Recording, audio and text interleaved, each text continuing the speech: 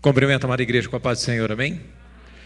Abram suas Bíblias em 2 Reis 6, versículo de número 24. 2 Reis, capítulo 6, versículo de número 24.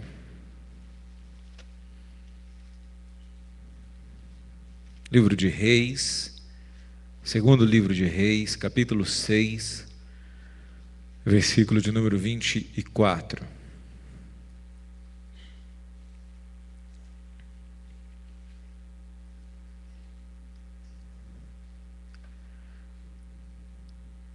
Amém? Diz assim a palavra do Senhor. Eu vou ler na Nova Tradução, porque tem alguns valores e algumas questões aí que, se você for ler a Bíblia corrigida, vai dar algum problema. Mas vamos lá então. 6, 24. Algum tempo depois, o rei Ben-Hadad da Síria levou todo o seu exército para lutar contra Israel e cercou a cidade de Samaria. Por causa disso, a falta de alimento naquela cidade foi tão grande que uma cabeça de jumento custava 80 barras de prata e 200 gramas de esterco de pomba custava 5 barras de prata. Certo dia, o rei de Israel estava passando por cima da muralha da cidade, quando uma mulher gritou para ele: "Ó rei, meu senhor, me ajude." Ele respondeu: "Se o Senhor Deus não ajudar você, como é que eu posso ajudá-la? Você pensa que eu tenho trigo ou vinho? Mas diga qual é seu problema." Ela respondeu: "Outro dia esta mulher me disse: 'Vamos comer seu filho hoje, e amanhã comeremos o meu.' Então nós cozinhamos o meu filho e o comemos. No dia seguinte eu disse que era a vez de comermos o filho dela, mas ela o escondeu." Ao ouvir isso, o rei rasgou suas roupas em sinal de desgosto, e as pessoas viram perto da muralha que a sua roupa de baixo estava vestida de roupa de pano grosseiro. O rei gritou: "Que Deus me mate, se antes que o dia acabe eu não mandar cortar a cabeça de Eliseu, filho de Safate." E mandou que um mensageiro fosse buscá-lo. Enquanto isso, Eliseu estava em casa com alguns líderes do povo que haviam ido visitá-lo. Antes que o mensageiro do rei chegasse, Eliseu disse aos líderes: "Aquele assassino está mandando alguém para me matar. Por isso, quando ele chegar, feche a porta e não deixe que entre. O próprio rei virá logo após eles." Eliseu ainda estava falando com eles quando o rei chegou e disse: "Foi o Senhor Deus quem fez cair toda essa desgraça sobre nós. Por que iria eu ficar mais tempo esperando que ele fizesse alguma coisa?" Amém? Fecha os teus olhos em nome de Jesus. Pai, nós te adoramos nesta noite. Bendizemos o teu nome, ó Pai, pois tu és Rei e Senhor das nossas vidas. Quando nós estamos, ó Pai, aqui reunidos debaixo de um tema de restauração, restituição, nós vemos um quadro, ó Pai, horrível na vida dessas pessoas. Pessoas que perderam tudo, ó Pai, perderam até mesmo a humanidade, perderam amor aos filhos. Meu Deus querido, porque foi tão arrasador, tão destruidor, ó Pai, aquilo que veio sobre eles, que não tiveram mais nem mesmo, ó Pai Santo, ao amor aos seus próprios filhos. Vemos um rei corrompido, vemos um quadro, ó Pai, maldito, mas vemos, meu Deus querido, em tudo isso, um homem de Deus neste lugar, a qual o Senhor colocou para operar milagres, e assim, meu Deus, proferir palavras de vitória. Que tu venha, meu Deus, falar através dessa palavra as nossas vidas, que quando tudo se acaba, que quando, meu Deus querido, o desespero, a perda, Pai, supera a nossa força, tu és o Deus que restaura e que opera grandemente em nossas vidas, e que não há perda, não há roubo, não há, meu Deus querido, nenhuma obra do inimigo que possa, meu Deus, impedir o teu agir de maneira soberana, extraordinária e poderosa. Que nós venhamos crer neste poder, que venhamos crer na tua palavra, e que a restauração se manifeste em nosso meio, para a glória do Senhor. Nós oramos em o nome de Jesus. Jesus, e todos digam amém. Glória a Deus. Podeis assentar em nome de Jesus. Irmãos, eu quero pintar um quadrinho dessa situação, embora quando nós falamos de restituição, sempre falamos sobre essa palavra. Mas é um quadro absolutamente absurdo e extremo. Um quadro de uma nação totalmente destruída, arrasada, de uma nação que perdeu até mesmo o seu amor, que perdeu a noção de humanitarismo, de humanidade, de altruísmo, que perdeu todas as referências do que é uma família, do que é convívio, perdeu todas as referências. Porque entenda que dentro desta visão, Samaria estava sitiada, ou seja, estava rodeada por inimigos da Síria. Inimigos, o rei Ben-Hadad, um homem mau, maligno. Se você pegar todas as escritas, histórias dos assírios, eles são homens, ou eram homens, extremamente violentos, que deixaram, para você ter uma ideia, eles são, Saddam Hussein, ele é descendente dos assírios, para você ter uma ideia. Quem eram os assírios? Eram pessoas muito malignas, e este homem então vai contra a terra de Samaria, e faz o que? Eles sitiam essa terra. O que é sitiar? É fazer um cerco nessa terra. E historiadores dizem que eles ficaram 7 meses cercando essa terra. Então em 7 meses havia apenas a cidade interna onde havia muralhas, e as plantações e todas as demais coisas estavam fora da cidade.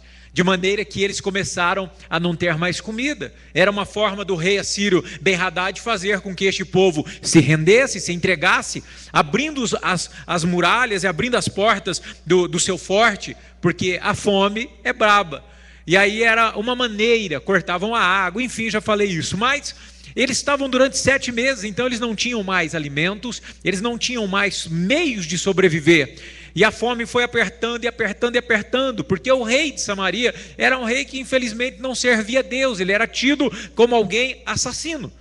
Então o tempo passa e o povo começa a pegar as suas reservas, comer a sua última carninha seca, a fazer o seu último bolinho, o seu último pãozinho, a comer a sua última latinha de conserva de milho, e um olha para o outro, e não pode ir lá na lavoura, porque os inimigos estão lá, e tarará, e coisa e tal, e a coisa vai ficando horrível, e as pessoas começam a perder tudo, porque é aí que entra, nem sempre o dinheiro pode suprir algumas coisas. Quando nós falamos de restauração, alguém pensa imediatamente que a restauração é financeira, mas essas pessoas tinham dinheiro, porque a Bíblia está nos dizendo que eles compravam, eles tinham dinheiro para comprar, mas eles não tinham alimento. A fome era tão grande que eles com 80 barras de prata iriam comprar a cabeça de jumento morto, talvez em estado de composição para chupar os ossinhos, ou comprariam 200 gramas de esterco com 5 barras de prata. Então a restauração e restituição, ela não está ligada apenas à finança. É óbvio que Deus quer restaurar, restituir a finança, trazer a prosperidade, restaurar o dinheiro perdido e tudo mais. Deus pode. Mas a restauração é algo mais complexo, completo e conjunto. Deus quer restaurar muito mais, e esse povo aqui estava vivendo uma circunstância de perdas brutais e absurdas. Um choque nas emoções, um choque na família, um choque terrível, onde as pessoas começaram a se tornar canibais. Você já parou para pensar qual foi o acordo entre as damas e as senhoras? Olha, nós já não temos mais nada, nossas vidas se acabaram, nós perdemos a referência, e na verdade não conversaram isso, mas elas tinham perdido a referência. Esse trabalho que o rei fez assírio foi um trabalho para destruí-los emocionalmente, para que eles perdessem a fé, para que eles ficassem desestabilizados. É bem o trabalho que o inimigo quer fazer em nós, nos tirar a fé, nos tirar a diretriz, nos tirar a firmeza, para que a referência seja perdida. Era um trabalho de guerra, e assim o inimigo é. E elas perderam isso. Então a fome era tão desesperadora e a situação era tão horrorosa que elas fizeram um pacto de senhoras. Olha, não tem jeito, nossos filhos, elas ponderaram, claro, nós vamos morrer de fome, já estão morrendo, talvez estavam até doentes. Então hoje nós vamos cozinhar o teu, e vamos comer, e amanhã nós cozinhamos o seu. O povo se tornou canibal, sim ou não? Canibal. E é uma coisa absurda, porque a Bíblia coloca a referência, nós sabemos que o amor de mãe é algo extraordinário. O amor de mãe, ele em nível humano, ele é um amor fantástico, a qual Deus vem e compara. Ainda que a mãe que te amamentasse esqueça de ti, todavia eu não te esquecerei. Aqui na terra é um dos amores maiores que pode existir, e elas perderam a referência. Existem pessoas sendo tão dilaceradas pelo diabo, pelo inimigo, tão saqueadas, tão roubadas, com um trabalho tão minucioso. O inimigo está sitiando, cercando, e às vezes não está nem trabalhando, ele está deixando a pessoa curtir algo, perder algo, para que ela mesma tome medidas desesperadas, medidas contra a própria referência cristã, humana, de amor, de paz, e ela toma medidas loucas, porque já acha que perdeu tudo e não tem mais como resolver. Então essas pessoas estavam assim, vamos comer o seu filho, beleza, comeu o filho, e aí falou, e agora? Já estou com fome, vamos pegar o teu. A outra pegou e falou, não vou comer o meu não, o meu eu vou comer sozinha. Você achou que ela ia guardar o filho? Ela não foi boba, ela comeu sozinha, porque a coisa estava feia. A Bíblia não conta, eu que estou pensando. Não, daí você falou, mas eu não li isso aqui, pastor? Mas eu imagino, ela falou, você vê que ela gostou do gostinho, né? Aí ela fez um ensopado de filho lá. Enfim, e no meio de tudo isso, o rei vem passando. Seu rei, me acorde, socorro. O que foi? Socorro o quê? O que você está achando que eu tenho trigo e tenho suco de uva guardado, né? O vinho novo para te dar? Eu não tenho nada não. Por acaso eu sou Deus? Se você tem chamado a Deus, deveria chamar a Deus, e Ele não te responde, quem sou eu para te responder alguma coisa? Aí ela falou, não, mas o que você precisa? Falou, olha, vem fazer um acordo aqui entre a mulher, para me dar pelo menos um pezinho do piá, para eu comer, sei lá. E o rei então, com aquela situação, ele se amargura, e ele rasga suas vestes, e ele se veste, entre aspas, de pano de saco, porque a situação é muito ruim. Porém o cerco e os problemas que Samaria vivia, ela porque o rei era mau, e ele sabia que isso havia sido predito pelo profeta. Então a ira dele se acende contra o profeta. Ele diz assim, mas eu vou resolver isso. Se o dia não virar hoje, não vai virar, porque eu vou arrancar a cabeça de Eliseu, eu vou cortar a cabeça dele, eu vou matar esse cara, porque ele predisse, foi ele quem predisse o cerco, foi ele quem falou isso, e olha o que está acontecendo, essa miséria, ele chega a dizer, isso é uma desgraça que está aqui. Mas sabe o que acontece, irmãos? Eu vou dizer a vocês, Deus não permite que o homem mau e violento toque nos seus, amém? Diga, assim como Eliseu era de Deus, eu também sou. Amém. E aí o camarada foi doido para ir lá. A hora que ele foi doido para pegar ele, Deus já dá para ele a visão, já dá para ele o entendimento. E ele estava conversando com alguns líderes do povo, falou, olha, o assassino está chegando aí, e ele vem para me matar. Vai mandar mensageiro, mas depois ele vem, e ele vai chegar. E ele se prepara, e quando ele se prepara, Deus traz uma palavra para ele. Deus fala com ele e faz uma colocação fantástica no capítulo 7, no versículo de número 1. Porque este rei era mau, tá? Ele era maligno. Mas no capítulo 7, versículo de número 1, Deus traz uma palavra, e é uma palavra de restauração, restituição. E diz o seguinte: escute o que o Senhor diz. Amanhã, a esta hora, você poderá comprar em Samaria 3,5 quilos do melhor trigo, ou 7 quilos de cevada, por 1 barra de prata. Talvez você tenha aí ciclos, que são a moeda, ciclos ou barra de prata. Então eu quero fazer um comparativo com você.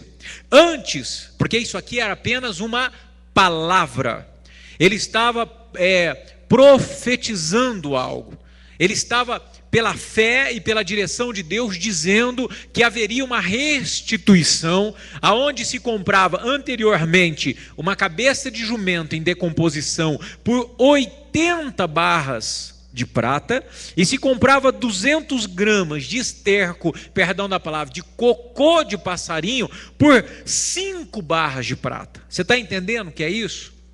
É um absurdo o que havia. Então ele vem e traz uma palavra de restituição. Eu falo, ó rei, com tudo isso aí, o Senhor está dizendo que amanhã, a esta mesma hora, você comprará em Samaria 3,5 kg. Irmãos, 200 gramas de cocô de passarinho custava 5 barras de prata, tá?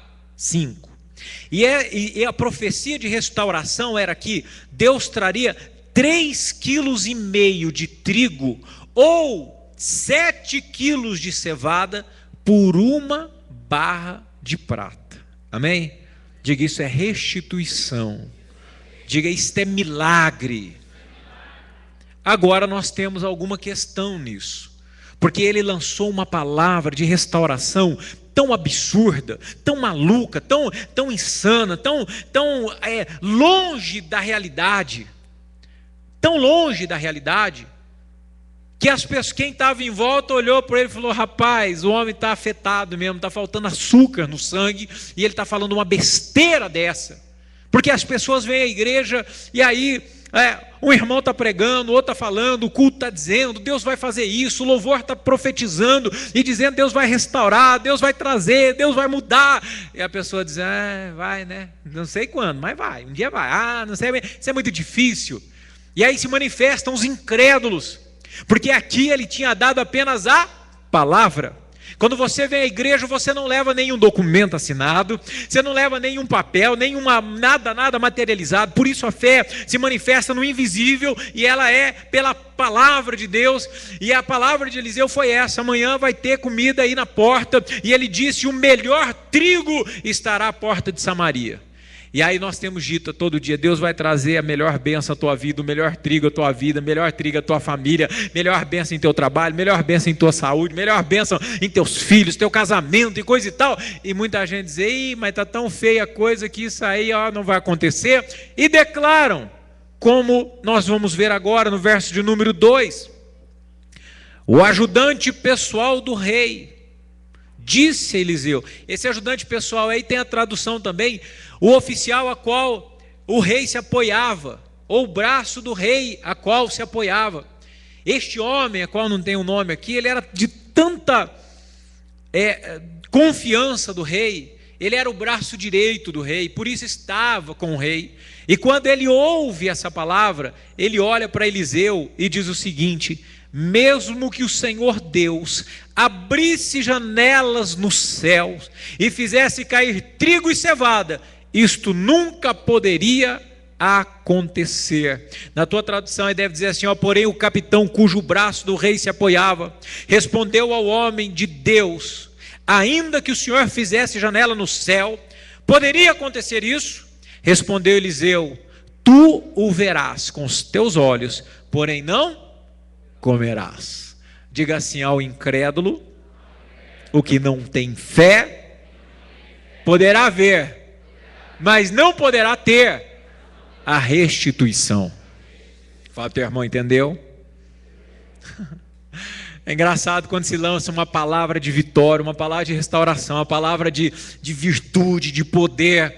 Aí alguns, é meu. E a palavra é lançada sobre as mudanças da vida, sobre as mudanças que Deus pode fazer, sobre o que Deus vai transformar, sobre a presença de Deus, sobre o cuidado de Deus, sobre Deus estar preparando tudo para nós. E alguns creem, guardam em seu coração, descansam, vão em frente, mesmo que há cerco, que há inimigo, que há problema, ele está crendo, porque a palavra de Deus foi proferida. Fantástico, este aí não só vai ver, mas vai ter a restauração em sua vida. Mas existem aqueles que ouvem, que veem a palavra, que estão no nosso meio e que vão contemplar a restauração chegar na vida de outros, mas não vão ter. Sabe por quê? Porque estão como esse ajudante.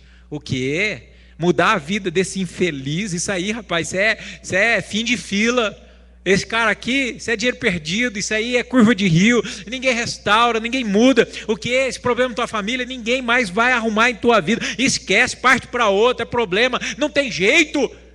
E aí o que crê fala, não, essa é a palavra do homem. A palavra de Deus é que eu vou comer o melhor trigo. A palavra de Deus é que eu tenho bênção na minha vida. Essa é o que você está dizendo. Eu não creio em você, eu creio na palavra de Deus. Então a diferença daqueles que vão ver a bênção na vida dos que creem, mas não poderão ter a bênção porque não creem.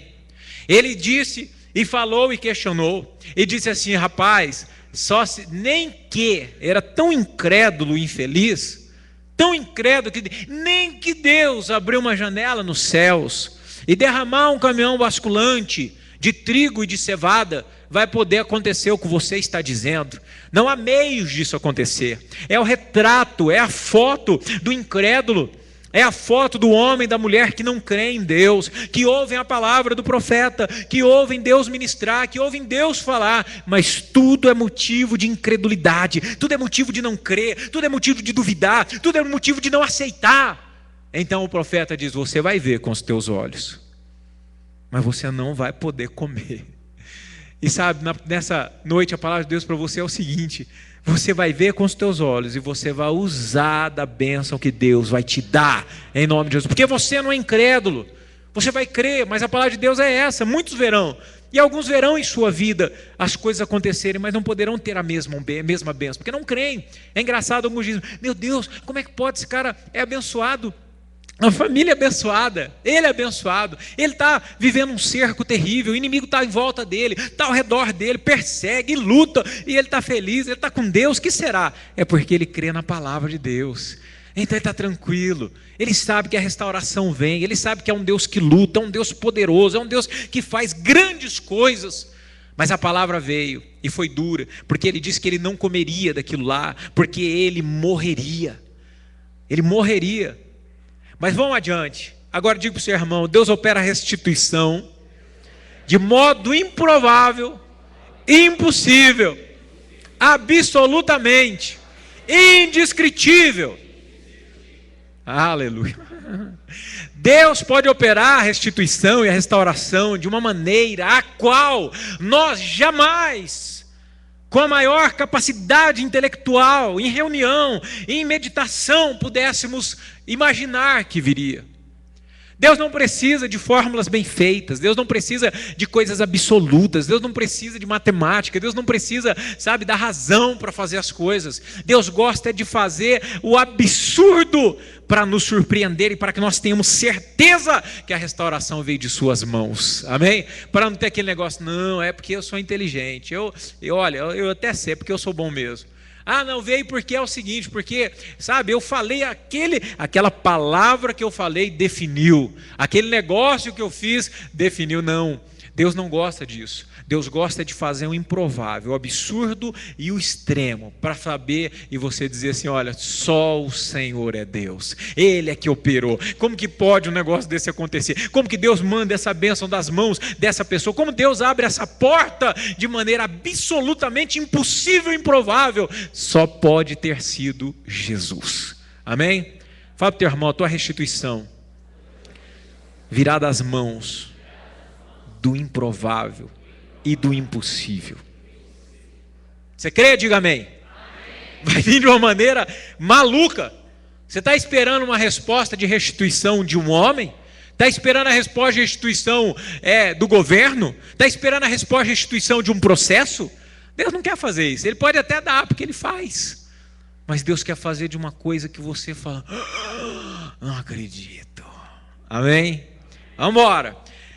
7, no versículo de número 3. Quando homens que sofriam de uma doença contagiosa de pele estavam do lado de fora dos portões da cidade de Samaria, eles disseram uns aos outros, por que ficamos aqui sentados esperando a morte? Não vale a pena entrar na cidade, porque lá iríamos morrer de fome, mas se ficarmos aqui também morreremos. Vamos então para o acampamento dos sírios.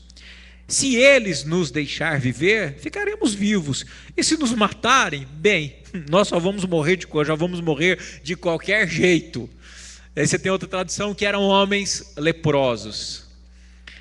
Leproso, rápido, é pessoa excluída, doença contagiosa. Hoje a hanseníase, o cara toma umas pílulas de fogo lá, queima as tripas, queima tudo, mata a hanseníase, é cura. Mas na época deles, a hanseníase era uma doença absurda, horrorosa, como a praga de Deus ou como um castigo de Deus, também era querido assim. Então eles colocavam a pessoa para não haver contágio, ou no leprosário, ou fora dos arredores da cidade, longe. E haviam 3 leprosos do lado de fora. Eles já tinham comido tudo que eles tinham encontrado, já havia meios mais de sobreviver, e eles sentaram a calçada, talvez a uma distância dos fortes e das muralhas de Samaria, e um olhou para a cara do outro. Esse aqui foi muito inteligente. Ele tomou uma posição, uma atitude, olhou para a cara do outro e falou: nós estamos com o estômago lá no fundo. Se a gente vai para a cidade, não tem comida, e até porque nem vão aceitar a gente lá mesmo. Então, para a cidade, sem chance. Se a gente for ficar aqui, meu filho, que mal que tem, vamos fazer o seguinte, vamos para o arraial dos assírios, porque lá nós vamos chegar. Acho que eles imaginaram, talvez eles dão uma migalha de pão, talvez eles prendem a gente, tratam igual cachorro, mas nós estamos comendo, ou joga lá para a gente um bocado de alguma coisa, e se porventura eles não nos derem nada, eles nos matam, porque nós estamos leprosos, nossa carne vai apodrecer e vai cair, vamos lá. Olhou para a cara do outro e falou: que mal que tem, vamos embora. Eu acho que eles foram muito racionais, inteligentes e usados por Deus. Se levantam os leprosos e começam a marchar para o exército dos sírios. Diga assim: a minha restituição virá do improvável. Amém?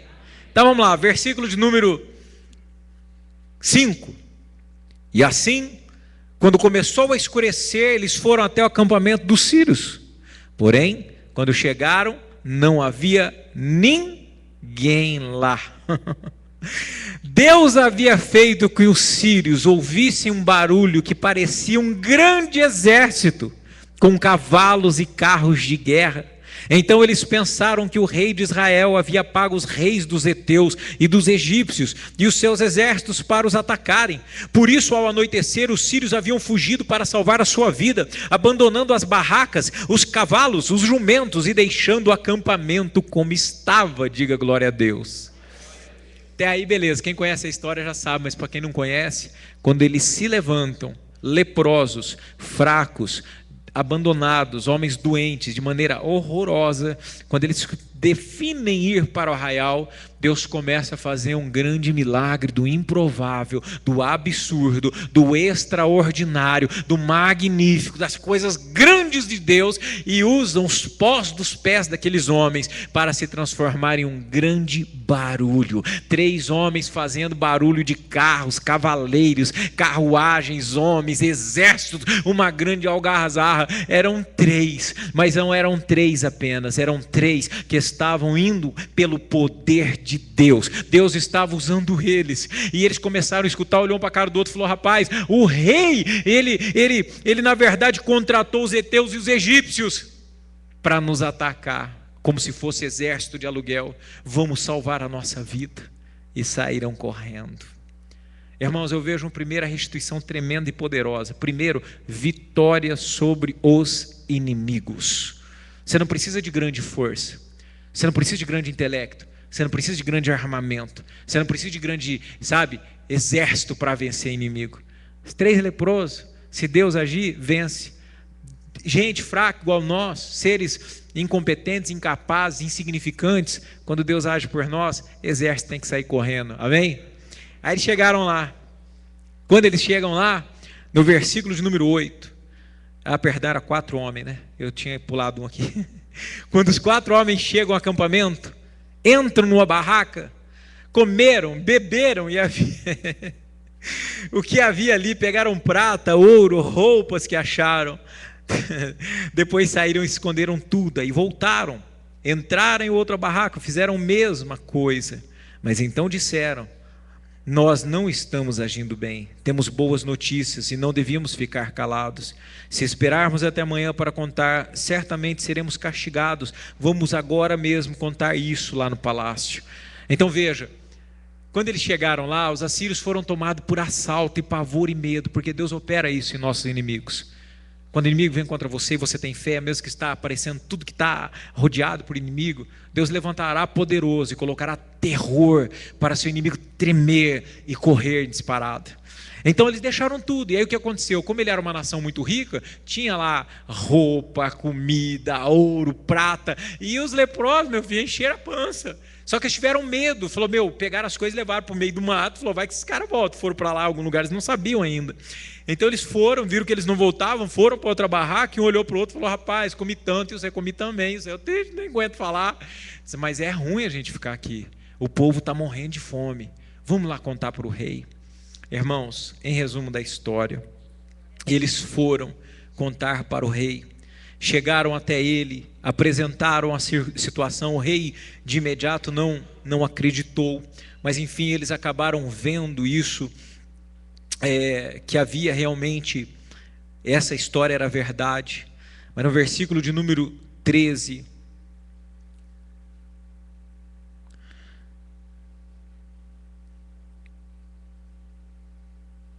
deixa eu só pegar a finalização aqui para a gente não pular o horário.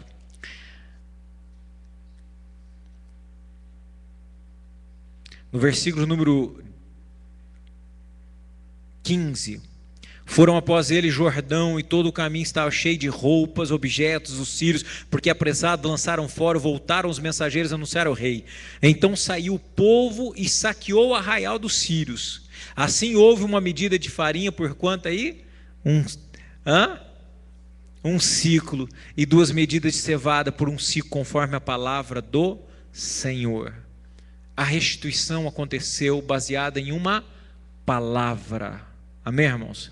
Diga para o seu irmão, você está ouvindo uma palavra. Creia na palavra. E amanhã haverá farinha. Aleluia. Aí diz assim no versículo de número 17: ora, o rei havia colocado à porta o capitão em cujo braço se apoiava, na porta de Samaria. O rei, depois que eles viram que era verdade, colocou o capitão lá na porta, sabe? Esperando. E assim que o capitão estava na porta, que o povo soube a notícia, aconteceu alguma coisa interessante com esse capitão aqui. Ora, o rei havia colocado à porta o capitão cujo braço se apoiava, e o povo o atropelou na porta. E ele, como dissera o homem de Deus, o que falou quando o rei dissera a ele. Aconteceu como o homem de Deus dissera ao rei: amanhã, a estas horas, haverá 2 medidas de cevada por um ciclo, e meia medida de farinha por um ciclo à porta de Samaria. Aquele capitão respondera ao homem de Deus: ainda que o Senhor fizesse janela no céu, poderia isto acontecer? E ele dissera: tu verás com os teus olhos, porém não comerás. Assim lhe sucedeu, pois o povo atropelou a porta e ele morreu. Só quero dizer para vocês, o povo tinha perdido tudo, mas havia um profeta lá, havia um homem de Deus, e havia palavra de Deus. Enquanto houver para nós palavra de Deus, e nós crermos, o sobrenatural de Deus vai se manifestar. Nós precisamos crer. Nós não podemos ser como esse homem, esse soldado, a qual, que é isso que Deus vai fazer isso acontecer? Para que a restituição aconteça, nós temos que crer na palavra, e vai acontecer restauração na nossa vida. Nós não queremos apenas contemplar a restauração. Irmãos, eu não quero apenas ver, é lógico, eu fico muito contente de ver a bênção nas outras vidas, mas eu não quero apenas ver a bênção, eu quero ter a bênção também, amém, irmãos? E para isso nós precisamos acreditar na palavra. Então convido você a colocar-se em pé, e nós vamos orar a este Deus, para que ainda que haja cerco na nossa vida, nós vamos permanecer como Eliseu ficou, tranquilo, descansado, crendo, não estava perturbado, não se vendeu à loucura do povo, e não se vendeu, vendendo seus valores, não, ele permaneceu crendo. De repente você está sitiado, o inimigo está fazendo a maior algazarra na sua vida, dizendo que não vai ter alimento, que não vai ter paz, que não vai ter vitória, porque essa era a estratégia do rei, trazer palavra de maldição, trazer incredulidade ao povo, sentimento de abandono. Talvez você pode pensar assim, que o rei falou: que é isso, Deus não está fazendo nada, foi Deus quem trouxe essa maldição. Deus não traz maldição, Deus traz bênção. Felizmente amaldiçoado aqueles que não ouvem a sua palavra. Mas talvez você se encontre nessa situação, sitiado, rodeado por inimigos. A esperança acabou, o alimento acabou, a força está acabando. Mas a fé não pode acabar. Crer neste Deus que faz coisas sobrenaturais e extraordinárias, de modo incrível, usando 4 leprosos, homens que eram desprezados pela sociedade. A bênção veio por mão do improvável. Os leprosos eram improváveis, ninguém olhava para aqueles leprosos e dizia: olha, Deus vai abençoar a nossa vida por eles. Não, de repente as coisas estão ao seu redor, você nem imagina, mas Deus vai usar o improvável, pequeno, insignificante, para abrir portas na sua vida de maneira extraordinária. Deus vai colocar à porta da sua casa o melhor trigo e a melhor bênção para você. Deus vai restituir esse trigo, pode simbolizar dezenas de coisas. Coisas que foram perdidas, coisas que foram saqueadas, coisas que se acabaram em sua vida, coisas que foram destruídas, coisas que foram levadas, coisas as quais você foi proibida de ter, coisas que foram destruídas ao longo do teu viver. Deus quer colocar o melhor à tua porta, e se você crer na palavra dele, amanhã você tomará posse dessas coisas, porque a palavra de Deus, ela é poderosa. Creia, não seja incrédulo, mas creia. De maneira extraordinária Deus opera o improvável e o absurdo, para que todos saibam que foi a operação do seu poder. É isso que Deus quer fazer em sua vida. Fecha os teus olhos. Pai, nós te adoramos nessa noite. Tu és o Deus que opera, ó Pai, o sobrenatural, o extraordinário, o improvável e até mesmo o absurdo, para que não haja, Pai, confusão em nossa mente, achando que fomos nós, ou achando, ó Deus, que foi por acaso. Mas é tão improvável o milagre que o Senhor faz em nossas vidas, que nós só podemos dar a referência e a autoria ao Senhor Deus Todo-Poderoso, porque do nada Tu faz tudo, ó Pai, da cinza e do monturo Tu faz tudo novo, porque somente Tu tem poder para fazer essas coisas. Quando estamos aqui, ó Pai, em uma campanha de restituição, que o Teu poder comece a restaurar, ó Pai, aquilo que o inimigo cercou, roubou, destruiu, a fé que foi levada embora, meu Deus querido, os planos que foram destruídos, meu Deus querido, em nome de Jesus, a fé que foi machucada, o coração que está, meu Deus, sangrando, em nome de Jesus, começa a trazer a Tua bênção sobre esta vida, a restauração completa, sobrenatural, absurda, Pai, louca até aos olhos do homem, mas que o Teu nome seja engrandecido em nós, essa restituição e este milagre sobrenatural aconteça em nossas vidas, em o nome de Jesus.